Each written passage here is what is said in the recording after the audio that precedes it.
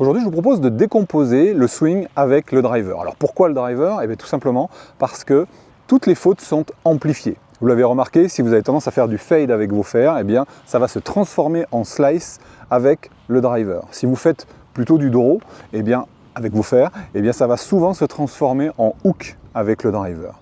L'esprit, si vous voulez, c'est que ça vient tout simplement du bras de levier. C'est-à-dire que ce qui nous permet d'aller loin avec un driver, c'est justement le fait d'avoir un manche qui est long. Mais la problématique qui s'installe, c'est qu'on va être beaucoup plus loin de sa balle en position de départ et on va avoir tout simplement une amplitude d'arc de swing qui va augmenter de par justement ce bras de levier. Automatiquement, ce qui se passe, c'est que la moindre erreur, comme je vous disais, va être accentuée, c'est-à-dire les effets, les fautes de contact, bref, tout va être démultiplié. C'est pour ça qu'aujourd'hui, je vais vous proposer de décomposer votre swing pour vous aider, bien sûr, à mieux taper vos drives, mais également à mieux réaliser votre swing de manière générale. Pour ça, ce que je vous propose de faire, c'est pas de tomber dans une décomposition très analytique, comme j'ai pu le voir et comme j'ai adoré étudier David Leadbetter avec toutes ces phases, toutes ces positions. Il y a aussi Jim McLean qui propose 8 positions clés, etc. etc. Il y a quelque chose avec lequel je suis fondamentalement d'accord, comment il s'appelle, notre ami Mike Adams de BioSwing Dynamics, qui explique qu'au golf, il n'y a que 2 positions. La position à l'adresse, donc la position de départ, et la position au finish. Tout le reste, quand vous jouez, c'est tout simplement du mouvement. Donc oui, on se sert de position référence pour analyser un swing, par exemple, au ralenti et voir si les points de passage sont bons, mais non se concentrer sur des positions beaucoup trop précises ne va pas vous aider, notamment quand vous jouez sur le parcours. Quand vous jouez sur le parcours, ce que je vous conseille de faire, c'est d'avoir beaucoup plus une intention globale qui, elle, sera exploitable sur le parcours. Et c'est justement ce que je vous propose de faire aujourd'hui sur trois thèmes, en fait. 3 intentions facile, simple à réaliser sur le parcours. Enfin, ça, vous pourrez me le confirmer en commentaire une fois que vous aurez essayé. Mais l'esprit, c'est que je vais vous proposer déjà une intention globale pour avoir le bon fonctionnement du corps. On va voir ce que c'est que le bon fonctionnement du corps. Ensuite, vous proposer le bon fonctionnement des bras. Et enfin, et surtout, puisque c'est souvent ça aussi la problématique, c'est comment synchroniser les deux. Comment faire aller le mouvement du corps et le mouvement des bras en même temps. Voilà le programme de cette vidéo et je vous propose de commencer tout de suite avec le fonctionnement du corps. Ce qu'on peut observer la plupart du temps dans le fonctionnement du corps, où vous le savez forcément, il y a une notion de rotation, on doit pivoter son corps à droite et à gauche. Mais dans cette rotation-là, la problématique fondamentale, c'est que on va commettre des erreurs, d'accord? Comme dirait l'autre, il n'y a que ceux qui font qui se trompent. Ceux qui ne font rien ne se trompent pas. Si on restait complètement immobile au niveau du corps pour faire un swing de golf, on ne ferait pas d'erreur. Mais c'est à partir du moment où on commence à mettre le corps en mouvement, il va y avoir plein de problématiques qui vont apparaître. Et je ne vais pas toutes les traiter, vous vous doutez bien dans cette vidéo, mais je vais traiter, pour moi, la principale, celle qui va vous empêcher de taper à la fois correctement, c'est-à-dire de trouver le sweet spot et de taper suffisamment loin. Pour ça, pour arriver à avoir un impact, déjà un contact de balle assez régulier et pour arriver à produire de la vitesse, vous devez, ce que j'appelle, rester empilé. Qu'est-ce que ça veut dire rester empilé?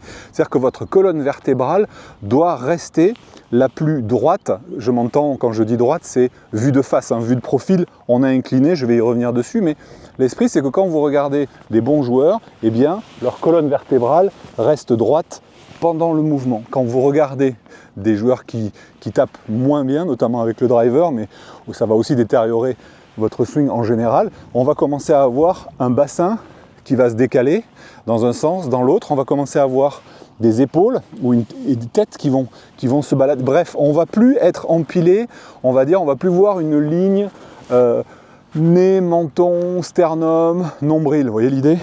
Il faut que ça reste un petit peu, ma fermeture est claire, il faut que ça reste droit tout ça. Et voilà, beaucoup font ce genre d'erreur. Comment on va faire pour neutraliser ça? On va essayer d'avoir une image. J'aime beaucoup utiliser les analogies, les images, les comparaisons. Imaginez que vous êtes en hiver, ou pas, mais vous allez prendre des rondins de bois sur les bras. Donc le premier principe, c'est que ces rondins de bois, vous allez en prendre un maximum pour éviter de faire des voyages incessants. Vous allez prendre le maximum de ce que vous êtes capable de porter, vous imaginez bien sûr tout ça, et vous avez donc un tas de rondins de bois sur les bras. Donc déjà la première chose que vous allez avoir besoin de faire lorsque vous allez tourner, c'est justement de rester empilé comme ceci, parce que si vous vous penchez dans un sens ou dans l'autre, automatiquement vos rondins, même s'ils sont lourds, auront tendance à tourner et vous aurez tendance à vous faire mal si vous êtes de travers. Donc il faut rester entre guillemets ce qu'on pourrait appeler gainé, d'accord? Donc imaginez toujours pareil que vous avez vos rondins de bois ici. Oups. Alors c'est normal d'être légèrement incliné pour une simple et bonne raison, c'est que votre buste est incliné. Donc la rotation elle aussi l'est, d'accord? Donc avoir une rotation plate est, on va dire, faux techniquement, mais va être bénéfique, on va dire, de manière globale pour vous permettre d'être empilé. Mais après, je vais vous donner une autre consigne qui va vous faire tourner avec cette notion, justement, de respect de l'inclinaison de la colonne vertébrale qui est penchée, elle, en avant. On est d'accord? Mais on commence par étapes. On décompose. Donc, ce que je vais vous demander, vous avez vos rondins, je vais enlever ça, hop. Vous avez vos rondins et regardez, vous tournez à droite et à gauche. À droite et à gauche. Ça, c'est la première chose qui va vous faire sentir, tout simplement, l'empilement. Une fois que vous avez votre empilement, je vais me mettre de profil pour que vous voyez l'idée. Une fois que vous avez votre empilement, là, ce que vous allez faire, c'est que vous allez vous incliner un petit peu en avant, comme ceci, et vous mettre en position de départ. Là, ce qui se passe, c'est deux choses. Vous avez le buste en avant et vous avez normalement les fesses qui sont en arrière, sans forcément cambrer, mais les fesses sont forcément en arrière puisque vous avez basculé votre buste vers le sol. À partir de là, vous allez juste conserver la même intention, c'est-à-dire de tourner en restant empilé, mais en gardant votre fesse droite en arrière et votre fesse gauche en arrière. Et là, regardez, vous êtes dans l'inclinaison, vous restez empilé parce que vous avez toujours cette intention de garder vos rondins de bois qui sont lourds, de garder le contrôle là-dessus, tout en gardant la fesse droite en arrière et la fesse gauche en arrière. Et là, vous obtenez quoi? Vous obtenez, une fois que vous l'avez fait plusieurs fois, vous obtenez la sensation globale du pivot, qui est très facilement transférable à votre swing. Ça, c'est, on va dire, le premier point de repère, la première sensation globale que je vous encourage à aller chercher. Deuxième chose, une fois de plus, vous avez vu, on n'est pas dans une décomposition de position ici, ici, ici, qu'on pourrait trouver un petit peu partout, d'accord? On est vraiment sur, comme je vous disais, quelque chose de global et d'exploitable selon moi. Deuxième chose, on a vu comment devait fonctionner votre corps, on va voir comment doivent fonctionner vos bras de façon globale. Et là, je vais aborder deux principes qui sont vraiment essentiels pour votre driver. Il s'agit de la largeur de l'arc et il s'agit du plan de swing. La largeur de l'arc, c'est un aspect qui est assez peu abordé et pourtant c'est vraiment capital sur le driver, en particulier sur le driver. Pourquoi? Parce que c'est un club qui doit être frappé en remontant, sauf que si vous n'avez pas assez de largeur d'arc, vous voyez, si vous êtes trop étriqué, eh bien avoir une descente, même si vous avez plein d'ingrédients qui vont faire que vous devriez taper en remontant, vous n'allez pas réussir à taper en remontant parce que vous manquez de largeur d'arc. Cette largeur d'arc, elle va dépendre bien sûr de votre pivot, puisque comme on tient le club à deux mains, ici, si vous voulez avoir de la largeur, si vous ne tournez pas, c'est pas possible. Donc il faut un minimum de pivot. C'est là où ce qu'on a fait en premier devrait vous aider à avoir cette largeur d'arc. La deuxième chose qui va vous aider à avoir de la largeur d'arc avec le pivot, c'est faire attention d'avoir votre bras droit suffisamment loin de votre buste. D'accord? Suffisamment loin de votre buste, que ce soit dans un sens, bras droit, et bras gauche dans l'autre sens. En réalité, avoir les bras trop près du corps va vous priver de la largeur d'arc, donc de ce qu'on pourrait appeler l'amplitude. Mais l'amplitude, on peut confondre avec le fait de monter loin ou de finir loin, d'accord? Au lieu d'être large et large, vous voyez l'esprit. Donc cette largeur, elle vient de l'espacement de votre coude par rapport au corps. Pourquoi je parle de ça? Parce que, vous l'avez entendu probablement des centaines de fois, le golf c'est un sport de lancer. On doit lancer sa balle. pour lancer sa balle, si vous le faites de manière, là même si je ne sais pas où vous êtes, dans votre salon, dans votre bureau, je ne sais pas où, si vous êtes dans votre lit, vous vous levez, et ce que vous allez faire, c'est imaginer que vous lancez une balle. Vous verrez que intuitivement, si vous ne réfléchissez pas, quand vous préparez votre lancer, votre coude sera loin. Si vous êtes un joueur de tennis, vous connaissez probablement ce qu'on appelle la trophy position. Trophy position, c'est lorsqu'on lance sa balle, avant d'aller la contacter, on a une position où justement le coude est loin du corps. Okay, tout ça, on peut le voir aussi au baseball, les batteurs vont avoir un coude qui va toujours être éloigné. Pourtant, peut-être que vous connaissez l'exercice, le fameux drill où on met un capuchon sous les bras ou une serviette sous les bras. Eh bien ça induit ensuite quelque chose, un swing qui va être beaucoup trop étriqué et donc un mauvais mouvement de bras qui ne permettra pas de correctement taper vos drives. Donc ce qui est essentiel, il y a du vent, j'espère que vous ne l'entendez pas trop dans le micro, ce qui est essentiel pour que vos bras fonctionnent bien, la première chose, c'est quand votre bras va se plier, puisque pour lancer, vous allez plier, pour le tennis, pour servir au tennis, vous allez plier, vous allez avoir cette largeur grâce au coude qui est suffisamment loin dans un sens, suffisamment loin dans l'autre, mais l'esprit, c'est que votre coude doit aussi, donc comme je vous disais, se plier. C'est important puisque lorsque vous allez le plier, vous allez pouvoir le déplier et donc créer, comme ceci, de l'accélération. Vous voyez, le fait de déplier le bras donne de l'accélération, alors que si je n'utilise pas le fait de déplier, ça ne siffle plus. Là, ça siffle. Premier aspect, au niveau du fonctionnement des bras. Vous allez articuler au niveau de votre coude droit, mais en veillant à ce que ce coude soit suffisamment loin du corps, surtout pas collé au corps ou près du corps. Première clé. Deuxième clé, on va parler du plan. Pourquoi on va parler du plan? Parce que quand on joue un driver, en comparaison avec un club, un fer ou même un sandwich, carrément, qui est le club le plus court du sac, on a un manche qui est plus long. Du coup, on est forcément plus loin de la balle. Et si on extrapole un petit peu, si on va dans l'exagération, imaginez si j'avais un manche de driver qui ferait, je sais pas, 5 ou 6 mètres, ce que j'ai déjà vu, hein, peut-être que vous l'avez vu passer sur les réseaux sociaux, eh bien ça induirait forcément un déplacement de club très horizontal. Même chose si vous êtes déjà amusé à taper des drives lorsque vous êtes à genoux, tiens je vais me mettre à genoux, forcément que cette position de manche déjà au départ et cette distance par rapport à la balle induit ici un déplacement de club très horizontal forcément. Okay, donc vous voyez l'esprit pour taper la balle. C'est pareil si vous étiez dans un buisson avec une balle portée, vous seriez obligé de jouer dans ce sens-là. Bref, tout ça pour dire que quand vous jouez un driver, un manche qui est donc plus long, avec plus de levier, ça induit un déplacement du club dans l'espace qui va être forcément plus aplati.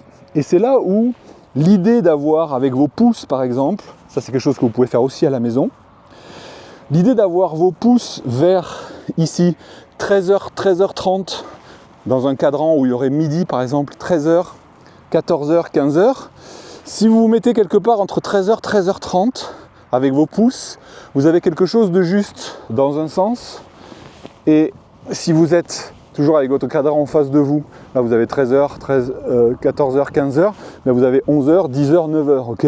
Et bien là vous allez plutôt vers 10h30, 11h moins le quart. Vous voyez l'esprit? Du coup vous allez avoir cette notion de plan qui se met en place, mais de manière, on va dire, assez globale, pas ultra précise sur comment je mets la deuxième phalange, comment je mets le petit doigt, comment je mets le pouce. Non, j'envoie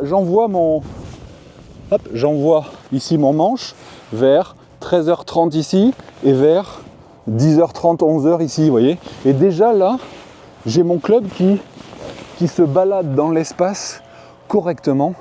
Et déjà avec ça, ce fonctionnement de bras là, j'y reviens, largeur d'arc, je plie le coude et je mets à, ici, 13h30, faut pas se tromper d'heure, c'est l'heure d'été là, 13h30 et 10h30 ou 11h. Voilà pour, on va dire, le deuxième point de repère. Une fois de plus, vous voyez, c'est pas une décomposition chirurgicale qui serait beaucoup trop analytique et inexploitable. C'est vraiment avoir une intention globale. Et enfin, le troisième principe, c'est qu'il faut synchroniser les deux. Il faut tourner avec nos rondins de bois en gardant les fesses en arrière et il faut garder la largeur d'arc en pliant le bras droit et en mettant le club dans le bon plan. Vous voyez, donc du coup là on commence à avoir plein d'informations. Est-ce qu'on va penser à tout ça en même temps? Pas nécessairement. Moi ce que je vous encourage à faire, plutôt que de faire étape 1, étape 2, étape 3, on va aller directement à l'étape 3. Non pas que les deux premières étapes n'ont pas été utiles, elles le sont. Vous avez la sensation de vos rondins de bois, vous avez la sensation du fonctionnement du bras droit dans un sens, du bras droit dans l'autre, du bras gauche pardon dans l'autre. Vous inversez si vous êtes droit, si vous êtes gaucher. L'esprit, si vous voulez, c'est que là, on va aller sur je tourne, donc rondin de bois, d'accord, je tourne, je plie, ok, je retourne dans l'autre sens et je replie. Je tourne, je plie, je retourne, je replie. Commencez comme je suis en train de le faire ici, assez lentement, d'accord. Vous pouvez contrôler, du coup, quand vous allez lentement, vous pouvez contrôler ce qu'on a vu avant, les rondins de bois, vous pouvez contrôler la position du bras droit. Est-ce que je suis à la bonne heure dans ce sens-là? Est-ce que je suis à la bonne heure dans ce sens ici, d'accord? Plutôt que là, hein, chose qu'on peut voir assez souvent, ou dans l'autre sens, ça, ou au contraire, ça, bref. Et l'idée, c'est qu'en pensant à la troisième, vous faites une combinaison des deux et vous synchronisez les deux, comme ceci. Voilà l'esprit. Donc, je récapitule rapidement avant de vous proposer d'aller encore plus loin. La première chose qu'on a vue, c'est comment doit fonctionner votre corps et comment éviter l'erreur principale qui consiste à ne pas rester empilé quand vous jouez. Pour ça, on a vu la sensation des rondins de bois en gardant les fesses en arrière, fesses droite, fesses gauche. Et là, je suis sur déjà un empilement qui est correct et une inclinaison de buste qui reste correcte. On a vu le fonctionnement des bras avec deux problématiques majeures. Le manque de largeur d'arc qu'on peut voir chez beaucoup de joueurs, notamment les seniors. C'est assez flagrant de voir ce genre de choses-là. Il faut essayer d'aller gratter en largeur ici, en largeur là. Je vous garantis que 1, vous toucherez mieux vos balles et 2, vous gagnerez forcément en distance. Vous allez forcément augmenter la vitesse de votre swing en gagnant en largeur d'arc. Deuxième critère sur le fonctionnement des bras, on a vu qu'il fallait plier le coude et placer le club dans un plan correct. Il ne s'agit pas d'être au cordeau, etc. Vous regardez chez les pros, il y a plein de pros qui ne sont pas parfaitement dans le plan, mais ils ne sont jamais hyper loin, à part des gars comme Matthew Wolff, des gars comme Jim Furyk, etc. Où là, justement, on pointe du doigt. Dès que ça sort vraiment des clous, on dit « Oh là là, lui, c'est vraiment bizarre ». Mais l'esprit, c'est que restez grosso modo vers les heures que je vous ai données, ici dans les deux sens, et ça devrait plutôt pas mal se passer. Et ensuite, le troisième critère qu'on a vu, c'est qu'il faut synchroniser les deux en ayant une pensée justement globale. Je tourne, je plie, je tourne, je plie. Et déjà avec ça, regardez ce qui se passe. Est-ce que ça part mieux? Une fois de plus, ce sont des repères qui vont être utilisables bien sûr sur vos mises en jeu avec le driver, mais c'est aussi quelque chose qui peut complètement être valide et qui est valide avec n'importe quel club du sac à partir du moment où vous faites un plein swing. Voilà pour cette vidéo décomposition du swing. Une fois de plus, je ne suis pas fan de la décomposition ce qu'on appelle, comment on appelle ça, analytique. Et je vais encore plus loin là-dedans. C'est-à-dire que, conscient du fait que beaucoup de golfeurs n'arrivent pas à exploiter leur driver de la bonne façon, j'ai créé en fait un programme qui s'appelle Driver Flash. C'est-à-dire que en moins de 90 minutes, vous avez les ingrédients incontournables. Vous savez que je suis un fan du 20-80, c'est-à-dire les 20% des actions qui vont donner 80% du résultat. Mais justement, dans la vidéo qui suit, qui est une vidéo privée, je vous explique comment aller taper dans le 20-80. On est déjà là un petit peu beaucoup sur du 20-80. On est vraiment, je vous donne le minimum syndical pour arriver à avoir le maximum de résultats. Et bien, si vous voulez aller encore plus loin, parce que votre driving aujourd'hui n'est pas satisfaisant, et bien, je vous invite à regarder une vidéo privée qui est réservée aux membres de ma newsletter, enfin aux abonnés pardon, de ma newsletter. Je vous mets le lien qui est juste en dessous et je vous propose de nous retrouver tout de suite. Vous allez apprendre plein de nouvelles choses, j'en suis sûr. A tout de suite.